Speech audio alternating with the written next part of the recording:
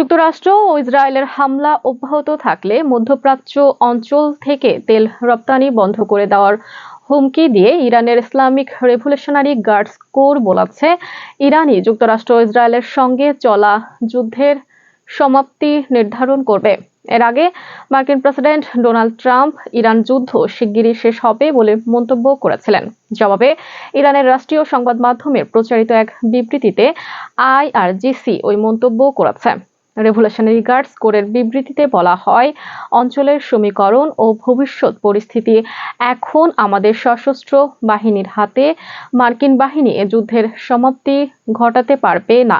এদিকে মধ্যপ্রাচ্য থেকে 1 লিটার তেলও রপ্তানি করতে না দেওয়ার ব্যাপারে বিপ্লবী গার্ডসের হুমকির পরিপ্রেক্ষিতে মার্কিন প্রেসিডেন্ট পাল্টা হুঁশিয়ারি দিয়েছেন। ট্রাম্প বলেছেন, ইরান যদি গুরুত্বপূর্ণ হরমুজ প্রণালী দিয়ে তেল সরবরাহ বন্ধ করে দেয় তবে দেশটিকে আগের চেয়ে অনেক গুণ শক্তিশালী হামলার মুখে পড়তে হবে। চলমান যুদ্ধের কারণে ওই নৌপথে পণ্যবাহী জাহাজ চলাচল ইতিমধ্যে চরমভাবে বিঘ্নিত হচ্ছে।